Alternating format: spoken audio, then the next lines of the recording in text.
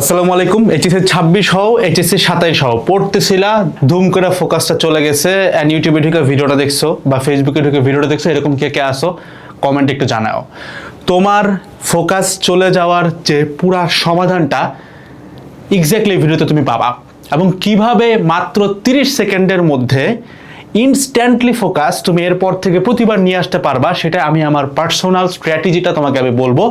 এবং এখানে অনেক ইন্টারেস্টিং একটা আমার স্মৃতিচারণ থাকবে, যেটা আমি আমার একটা 22 ব্যাচের একটা অনলাইন স্টুডেন্টকে, মানে তখন আমি প্রাইভেট টিউশন পড়াইতাম, জুমে একটা দুইটা করে পড়াইতাম এরকম।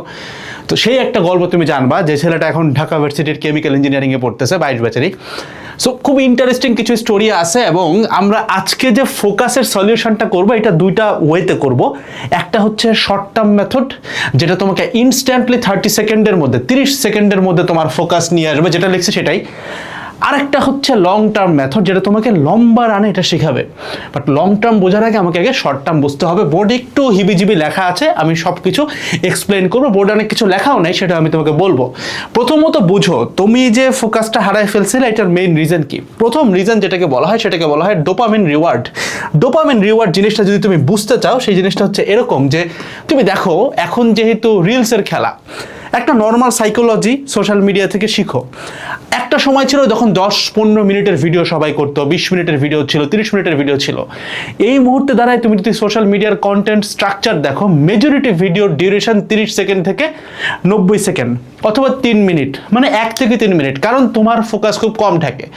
তুমি যখন একটা করে রিলস স্ক্রল করো, তোমার মাথায় একটা অ্যাবনর্মাল লেভেলের ডোপামিন ঢুকে। এই ডোপামিনটা তুমি জানতা, এবং এই ডোপামিনের কারণেই দেখা যায় তখন নর্মাল জিনিস ভালো লাগে না। ছোট্ট একটা উদাহরণ দিই, যে ছেলেটা সবসময় পিৎজা, বার্গার বা ফাস্ট ফুড খাইতে অভ্যস্ত, যেখানে ইন্টেন্স অ্যামাউন্ট অফ ক্যালোরি থাকে, মানে সিম্পলি চিন্তা করো, তুমি যদি প্রায় 2 কেজি গরুর মাংস খাও ভার্সেস একটা বার্গার খাও, কাইন্ড অফ একই রকম ক্যালোরি তুমি বার্ন করছো, মানে বার্গারে যদি চিজ থাকে।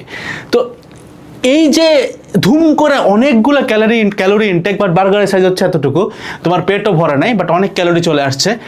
নেক্সট টাইম তুমি কিন্তু নর্মাল ভাত, মাছ, মাংস, ডাল, শাকসবজি এটা খাইতে খুব একটা পছন্দ করবা না। ঠিক একই ঘটনা ঘটতেছে তোমার নিজের লাইফের সাথে। তুমি একটু আগে যে স্ক্রল করতেছিলা, এই স্ক্রল করা থেকে তুমি সেন্স অফ অ্যাচিভমেন্টস পাও, লাইক দিলে তোমার কাছে মনে হয় যে তোমার মতামতের ভ্যালু আছে, বাট এগুলো কোনোটাই ম্যাটার করে না। তুমি যখন একটা করে রিলস শেষ করো, তোমার কাছে মনে হয় যে আমি কিছু একটা শেষ করছি, এটা জাস্ট তোমার ব্রেইন চিন্তা করে রাখে। বাট তুমি যখন পড়ালেখা করতে যাও, তখন কিন্তু ব্রেইন সাথে সাথে ইনস্ট্যান্ট কোনো রেজাল্ট দেখে না। দ্যাটস ওয়াই ব্রেইন তখন মনে করে যে আমি কেন করতেছি। সো ডোপামিন রিওয়ার্ড, এটা তোমার মেইন রিজন ফোকাস কমার। বাট আরেকটা মোড আছে, এই মোডটাতে তুমি অলরেডি আসো। আমি বলি এই মোডটাকে কি বলে, এটাকে বাইরের দেশে সংক্ষেপে বলা হয় ডিএমএন। ডিএমএন মানে হচ্ছে ডিফল্ট মোড নেটওয়ার্ক, ডিএমএন। এই ডিএমএন, এই সিচুয়েশনগুলো আজকে বাংলাদেশে দাঁড়ায়, তুমি এইচএসসি 26 হও, এইচএসসি 27 হও, যেই হও না কেন, তোমার মধ্যে এই সিচুয়েশনটা থাকবে, এটার চান্স 90%। এবং এই ডিএমএন মোডটা হচ্ছে এমন একটা মোড, যেখানে যাওয়ার পরে you need to follow 5 steps, otherwise তুমি কখনোই তোমার আগের ফোকাস স্টেটে, মানে ছোটবেলায় যে ফোকাস থেকে পড়তা, ওই স্টেটে কখনো যেতে পারবে না। সো তুমি কিন্তু এক্স্যাক্টলি ডিএমএন মোডে আসো। আমি কেমনে তোমারে বলি কেমনে আসো, ডিএমএন এ কেমনে আসো। রিজন ইজ, ডিএমএন এর প্রথম লক্ষণ, মানে এটা কিন্তু একটা ক্লিনিক্যাল টার্ম, মানে তুমি যদি আজকে কোনো সাইকোলজিস্ট দেখাও, সে তোমাকে বলবে যে এইটা মানে কি, এবং তুমি কনফার্ম থাকো যে তোমার মধ্যে এই জিনিসটা আছে। এই জিনিসটার সিমটমটা কি বলে দেয় সহজভাবে, ভাই তোমার যদি কোনো কিছু করতে গেলে অনেক বেশি ওভার থিঙ্কিং আসে, বাট ওই দিক দিয়ে তুমি ফেসবুক ইচ্ছা মতো চালাইতেছি কোনো চিন্তা না কইরা, এই স্টেটটাকে বলা হয় ডিএমএন স্টেট। অর্থাৎ তোমার ব্রেইন যে কোনো প্রোডাক্টিভ কাজ করতে গেলে এটাকে নিয়ে অনেক বেশি ওভার থিঙ্ক করে, ভাই আমি কি বুয়েটে চান্স পাবো, এই নিয়ে তোমার দিনের মধ্যে 15 ঘন্টা চলে যায়। এই যে অনেক বেশি ওভার থিঙ্কিং, বা ভাই এখন কোন ক্লাসটা করবো, ভাই এখন কোন প্লেলিস্ট করবো, মানে প্রত্যেকটা জিনিস যেটা তোমার প্রোডাক্টিভ জিনিস, তুমি জানো যে ক্লাস খারাপ হোক ভালো হোক, তুমি যে কোনো ক্লাস করলে কিছু না কিছু আউটপুট আসবে। বাট কোন ক্লাস করব এইটার জন্য তুমি চলে যাও ফেসবুকে, দেন ফেসবুকে যে রিলস স্ক্রল করো 1-1.5 ঘন্টা করে। এই যে সিচুয়েশনটা, এইটাই ডিএমএন স্টেট। এই ডিএমএন স্টেটে তুমি যদি থেকে থাকো, তোমাকে ফোকাস ফিরে আনতে অনেক বড় একটা স্ট্রাগল করতে হবে। তবে এই ভিডিওতে যে 5টা স্টেপ বলবো, এটা পুরোপুরি একদম প্রুভেন, এটা কোনো সায়েন্টিফিক্যাল প্রুভেন কথা বলতেছি না, আমি আমার রিয়েল লাইফে প্রুভেন একটা গল্প দিয়ে বলতেছি। একটু আগে বললাম যে ঢাবির কেমিক্যাল ইঞ্জিনিয়ারিংয়ে আমার 22 ব্যাচের একটা ছাত্র ছিল, যাকে আমি অনলাইনে জুমে পড়াইতাম। তো তার গল্পটা আমি একটু নাম পরিচয় গোপন রেখে ছোট্ট করে তোমাকে আমি বলি। তো এই ছেলেটা একদম প্রত্যন্ত এলাকা থেকে আমার সাথে মানে পড়তো ক্লাসে। তো তখন ওর কাছেও যেমন বাজেট ইস্যু ছিল, আমার কাছেও সমস্যা ছিল। আমিও আর কি জুমে যখন পড়াইতাম প্রতি 40 মিনিট পর পর কল কেটে যেত, কারণ প্রিমিয়াম ছিল না, জুমের ফ্রি ভার্সন ইউজ করতাম, দেন আবার ওকে ঢুকায় পড়াইতাম, জুমে পড়াইতাম। তো ওর আব্বাজান ছিল হচ্ছে একজন পান বিক্রেতা, অর্থাৎ বেসিক যে চা পান এই যে বিক্রিটা করে এরকম একটা দোকানে সে বসতেন। এবং ওনার আব্বা যথেষ্ট বৃদ্ধ, এবং ওনার আব্বাকে ওর সাপোর্ট দেওয়ার জন্য দিনের একটা বেশ বড় টাইম তাকে দোকানে যাইতে হইতো। এবং এই সময়টা এক একটা সময় তার আব্বার শরীরের উপর এটা ডিপেন্ড করে, তার কলেজে সে রেগুলার যাইতেও পারতো না। ঘটনা যেটা ঘটতো, সে যখন ওর আব্বার কাছে যাইতো, যাওয়ার সময় মেজরিটি টাইম সে দুপুরবেলা যাইতো। তো আমি এটা জানতাম এক্স্যাক্টলি। তো সে দুপুরবেলা যাওয়ার সময় কিছু খাবার দাবার আব্বার কাছে নিয়ে যাইতো। এটা খুব বেসিক একটা ব্যাপার, গ্রামাঞ্চলে গেলে তুমি এটা জানবা যে আমরা কিন্তু বাবা মার কাছে খাবার নিয়ে যাই। ইনফ্যাক্ট আমিও যখন গ্রামে যাই দেখি যে আমার চাচা বা এরকম লোকজনের কাছে আমি নিজেও খাবার নিয়ে গেছি, এটা প্রিটি নর্মাল।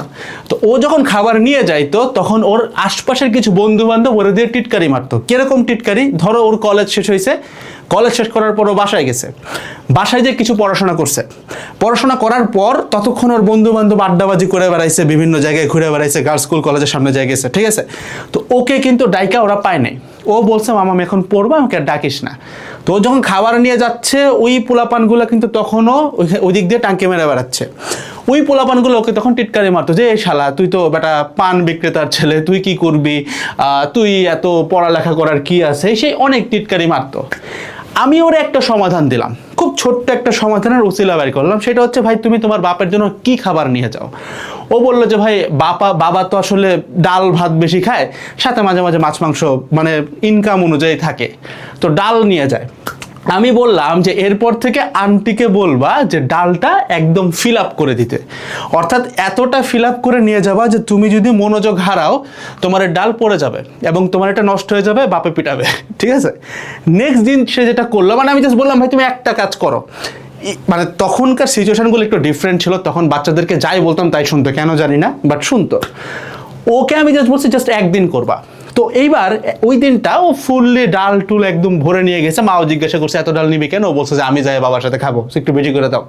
তো যে ফুল ডালটা নিয়ে গেছে, ডাল বাটিতে করে। সো ও কিন্তু খুব সুন্দর মতো ব্যালেন্স করে রাস্তা দিয়ে ওর বাপ পর্যন্ত গেছে। ওই দিনে যখন আমি ওকে বিকালের পরে সন্ধ্যার দিক টাইমটাতে পড়াইতে গেলাম বলতে জুমে পড়াচ্ছি, তখন আমি জিজ্ঞাসা করলাম ভাই তোমার কি আজকে বন্ধু বান্ধব টিটকারি মারছে? বলছে ভাই মারছে মনে হয়, এবার আমি তো খেয়াল করি নাই। খেয়াল করো নাই কেন? ভাই ওই যে আমি তো ডাল নিতে ফোকাস ছিলাম। Got the idea? এই যে ফোকাস থাকার কারণে আশপাশের সব বাজিং কিন্তু চলে গেল।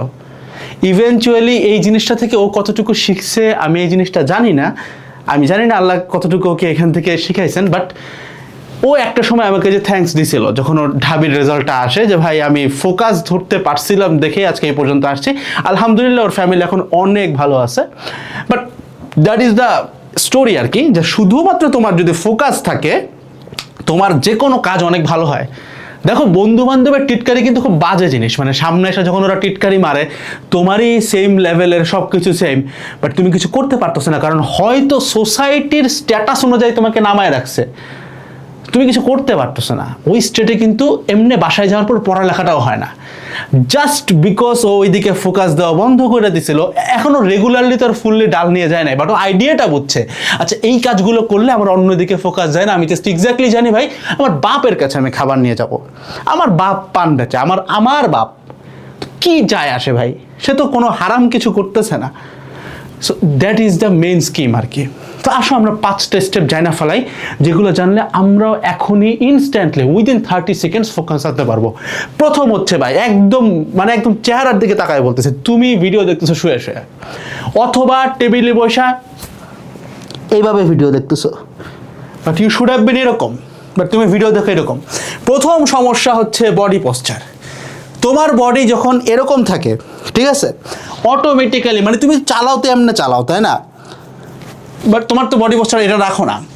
বেসিকলি যেটা হয়, তুমি যখন বডি পোস্টার বাঁকায় রাখো বা শুয়ে শুয়ে পড়ার ট্রাই করো, তোমার স্ট্রেস হরমোনগুলো অনেক বেশি রিলিজ হয়। স্ট্রেস যত বাড়বে ফোকাস তত কমবে, ঠিক একইভাবে স্ট্রেস তুমি যদি কমাইতে পারো ফোকাস বাড়বে। তাহলে বসার সিস্টেমটাকে পড়বা যখন ভাই স্ট্রেট পড়বা। আমি জাস্ট একটা মেথড তোমাকে আমি বলি, আমাদের অ্যাডমিশন টাইমে আমি ফজরের নামাজের পর পড়তাম। তো একটা জিনিস তোমার শেয়ার করি, ফজরের নামাজের পর এমন ঘুম আসতো তুমি কল্পনা করতে পারবা না। তো আমি তখন কফি খাইছি, দুই তিন গ্লাস খাইছি, স্টিল ঘুমে দাঁড়াতে পারি না। So I just followed one method. কি করছি, আমি জাস্ট ব্যালকনির দিকে তাকায় বড় বড় চোখ করে সূর্যটা দেখছি, যেন আমার ব্রেন সিগন্যাল পায় এখন ঘুমানোর টাইম না, সূর্য উঠে গেছে। অ্যান্ড দেন আমি স্ট্রেট করে নিয়ে, তখন আমি বেশ শুকনা ছিলাম, আমি এরকম স্কিপিং করতাম, লাফাইতাম বারান্দায়, ঠিক আছে, অথবা যদি বারান্দায় কখনো কাপড় টানানো থাকছে বাইরে চেয়ে। জাস্ট আমার যে মেরুদণ্ডটা সোজা হয়েছে, মেরুদণ্ডটা যে সোজা হয়েছে এবং এটা যে একটু স্কিপিং করছে, এটার মাধ্যমে আমার পুরো স্ট্রেস হরমোনটা চলে যেত এবং আমার ব্রেন বুঝে যেত যে এখন ফোকাস দেওয়ার টাইম। তো তোমরা যারা কুজা হয়ে বসো কিংবা শুয়ে শুয়ে পড়ার ট্রাই করো ভাই, জাস্ট বডি পোস্টারটা চেঞ্জ করো। এই এক মেথডে তোমার 30 সেকেন্ডে দেখবা ফোকাস চলে আসবে। তুমি জাস্ট ভিডিও দেখা অবস্থায় এটা করে দেখো, তুমি দেখবা নেক্সট কথাগুলো তুমি অনেক বেশি ইন্টেন্সিটি দিয়ে শুনতে পারবা। সেকেন্ড হচ্ছে ভাই ব্রিদিং। আমাদের সমাজে 10 জন মানুষ পিক করলে তার মধ্যে 7 থেকে 8 জন হচ্ছে মাউথ ব্রিথার। মাউথ ব্রিথার মানে কি জানো? মুখ দিয়ে শ্বাস নেয় এরকম, মানে ওর মুখটা সবসময় খোলাই রাখে, মানে মুখ বন্ধ করলে ও দম নিতে পারে না। ইনফ্যাক্ট এই প্রবলেম আমার লাইফে লম্বা সময় ছিল এবং এটার মেইন রিজন ছিল আমি ডাস্ট কেয়ার করতাম না, আমার নাক সবসময় বন্ধ থাকতো। সো তুমি যদি ব্রিদিং ঠিক মতো না করো, তোমার ব্রেন সবসময় অক্সিজেনের ডিফিসিয়েন্সিতে ভুগবে। তো তোমার ব্রেইনের জ্বালানি হচ্ছে অক্সিজেন, তোমার ব্রেনের মেইন জ্বালানি হচ্ছে অক্সিজেন। ও যখন অক্সিজেন পাবে না, অটোমেটিক্যালি সে মনে করবে এখন ঘুমাইতে হবে, এখন ফোন চালাইতে হবে, এখন লো এনার্জি অ্যাক্টিভিটি করতে হবে। এটাও তখনই বলবো যখন ভাই আমার অক্সিজেন কম থাকবে। তুমি বুঝো এটা একটা অটোমেটেড সিস্টেম। ও যখন অনেক বেশি অক্সিজেন পায় তখন ও বুঝে এখন মারামারি করতে হবে, এখন পড়তে হবে, এখন ফোকাসড। যখন অক্সিজেন কমে যাচ্ছে অটোমেটিক্যালি সেন্স পায় বস এখন পড়তে হবে না, এখন যেহেতু অক্সিজেন কম আসছে ঘুমাই বা ব্রেনটারে রেস্ট মোডে ফেলাই। সো তোমার ব্রিদিংটা ফিক্স করতে হবে। ব্রিদিং ফিক্স করার প্রথম উপায় হচ্ছে ভাই নাক খোলা রাখা ট্রাই করবা। যেই ধরনের খাবারে তোমার নাক বন্ধ হয়ে যায়, তুমি খেয়াল করলে দেখবা এই প্রবলেম আমারও কিছুটা আছে। না, আমার কিন্তু এক্সট্রিম লেভেলের সাইনাসাইটিসের প্রবলেম আছে, এটা আমার একদম জন্মগত প্রবলেম। তো এটাকে আমি ডিল করতে এখন কোন একটা লেভেলে আসছি, পডকাস্ট করি 1.5-2 ঘন্টা ধরে কথা বললে সমস্যা হয় না। কিন্তু একটা সময় হয়তো তোমার যদি ব্রিদিংয়ের প্রবলেম থাকে, যেটা করবা পড়ার মাঝখানে মাঝে মাঝে ছোট্টখাট্টো ব্রেক নিয়ে লম্বা ব্রিদিং করবা, একদম অনেক জোরে শ্বাস নিয়ে আবার ছাড়বা। এটা করলে যেটা হয়, ব্রেন যখন অক্সিজেন পাওয়া শুরু করে ও একটা সিগন্যাল পায় যে বস এখন পড়তে হবে বা এখন প্রোডাক্টিভ কিছু করতে হবে। এটা হচ্ছে 2 নম্বর পয়েন্ট। 3 নম্বর পয়েন্ট নিয়ে আমি আগে কথা বলছি, ছোট্ট করে বলে রাখি। ফিঙ্গার টিপ মেথড কি? তুমি যখন বই পড়তেছো আঙ্গুলটা ইউজ করার চেষ্টা করবা। ছোটবেলায় আল কোরআন পড়ার সময় আম্মারা আমাদেরকে হচ্ছে এরকম একটা কাগজ দিয়ে চোখা জিনিস বানাই দিত, আমরা এরকম দাগায় দাগায় পড়তাম। এটা করলে যেটা হয়, তোমার ব্রেন বুঝে যে এইখানে আমার পড়তে হবে, এর বাইরে আমার পড়া নাই, ঠিক আছে? সো এই হচ্ছে তোমার ফিঙ্গার টিপ মেথড। এরপরে আসো 10 মিনিট মোর রুল। কি 10 মিনিট মোর রুল? ধরো তুমি একটা লম্বা টাইম ধরে পড়ছো, এখন সরি আমার একটা ফোন আসছে। তুমি ধরো একটা লম্বা টাইম ধরে তুমি পড়ছো, এখন তোমার ব্রেন ছেড়ে দিচ্ছে যে ভাই হইছে এখন ফোন চালাবো। তোমাকে এই মুহূর্তে দাঁড়ায় তোমার ব্রেনকে ট্রিক করতে পারা লাগবে। কি ট্রিক করবা? যে ভাই আর 10 মিনিট। দেখো তোমার ব্রেনটা তুমি যদি বুঝাও যারা 2 ঘন্টা পড়তে হবে, তোমার ব্রেন কিন্তু পারবে না, ও কিন্তু গিভ আপ করবে। বাট তুমি যদি ওকে বোঝাইতে পারো ভাই কিছু না, আর জাস্ট 10টা মিনিট পড়বো, এবং এরকম তুমি যদি নিজেকে বারবার 1টা 10 মিনিট, 2টা 10 মিনিট, 3টা 10 মিনিট দিলেই কিন্তু 30 মিনিট হয়ে যায়। এই 30 মিনিট পড়াও কিন্তু তুমি সকাল থেকে পড়ো নাই, বুঝো তুমি কিন্তু ফোকাসড হইতে 30 মিনিটও পড়ো নাই। বাট তুমি যদি জাস্ট ব্রেনকে 3 বার বোঝাও যে আর 10টা মিনিট, তাহলে কিন্তু 30 মিনিট হয়ে যায়। এরপরের যে স্টেপ, এটা ছিল ফিঙ্গার টিপ ছিল 3, এটা ছিল 4। 5 নম্বর স্টেপ হচ্ছে আমার একদম ফেভারিট স্টেপ, সেটা হচ্ছে 1 আওয়ার অ্যালার্ম। আমার ফোন তোমার দেখানো ঠিক হবে না, বাট আমার ফোনের মধ্যে 1 ঘন্টা পর অ্যালার্ম সেট করা এখনো। মানে আমি যতটুকু টাইম জাগনা থাকি ততটুকু টাইম আমার ফোনের ভিতরে প্রতি 1 ঘন্টা একটা করে অ্যালার্ম থাকে। রিজনটা কি আমি তোমাকে বলি। মনে করো আমি পড়তেছিলাম, মানে আমার মন তো মনে করো সোনার চাঁদের দেশে চলে গেছে। ও যখনই অন্য দিকে যাইতে যাবে 1 ঘন্টা পরে চাত করে অ্যালার্মটা বাজে উঠবে, আমি বুঝবো এই শালা এখন পড়তে হবে। আমার এই অভ্যাস আমি এখনো ছাড়তে পারি নাই। ইনফ্যাক্ট এমন হয়েছে যে তুমি দেখবা আমার অনেকগুলো পডকাস্টে খেয়াল করবা যে হুট করে আমার ফোন বাজে ওঠে, আমি এরকম করে অফ করতেছি। মানে এটা জাস্ট আমার অভ্যাস হয়ে গেছে। এই যে এখন সাইলেন্ট করতে ভুলে গেলাম, এই যে কিছুক্ষণ পরেই 5 মিনিট আছে, 5 মিনিট পরে আবার অ্যালার্ম বাজবে। সো এই অভ্যাস আমার এখনো যায় নাই। তো কথা হচ্ছে তোমার যদি একটু পর পর ডিস্ট্রাক্টেড ফিল করো, 1 ঘন্টা বাদে বাদে অ্যালার্ম দেবা, 8টায় 9টায় 10টায় 11টা 12টা 1টা 2টা যতক্ষণ তুমি পড়ো, ঘুমানোর সময় দিও না আবার, জাস্ট যতক্ষণ পড়ো। এবার আসো ভাই, এই যে 5টা স্টেপ, এটা হচ্ছে তোমার 30 সেকেন্ডে ইনস্ট্যান্ট ফোকাস আনে দেবে। এখন তুমি যদি বলো ভাই আমাকে একটা লং টার্ম সলিউশন দেন, এটা লং টার্ম সলিউশন একটাই, সেটা হচ্ছে স্লিপ সাইকেল ফিক্স করো।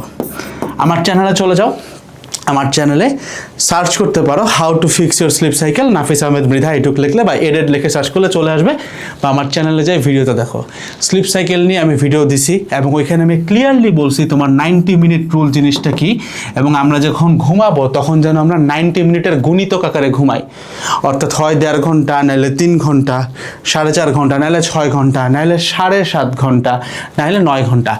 এই রুলটা কেন এটা তুমি জানতে পারবা, এবং তুমি হয়তো ঘুম থেকে এমন টাইমে উঠো যখন তোমার ব্রেইন হয়তো ডিপ স্লিপে ঢুকতে গেছিল, ওই টাইমে তুমি উঠছো, এই কারণে তোমার ফোকাসটা কখনো আসে না, কারণ তোমার ব্রেইন কখনো প্রপার রেস্টটা পায় না। তো যারা লং টার্ম ফিক্স করতে চাও জলদি করে ওই ভিডিওতে চলে যাও। আর ভাই যারা গাইডলাইন চাও একদম ফ্রিতে, ভাই তুমি কোথায় কোর্স করো কোথায় ক্লাস করো আমি জানি না, আমার কাছে, আমাদের টিমের কাছে, আমাদের মেন্টরদের কাছে তোমার গাইডলাইন আজীবন ফ্রি। নাম্বার বলে দিচ্ছি, লিখে রাখো, সেভ করে হোয়াটসঅ্যাপে চলে যাও, 0134301761। এখানে কিন্তু আমারও পাবা মাঝে মাঝে, আমি কিন্তু থাকি, অনেক লম্বা টাইম থাকি। সো গাইডলাইন নিয়ে নিও, 26 27 যে আছো, ঠিক আছে। আসসালামু আলাইকুম ভাই, সবাইকে টাটা।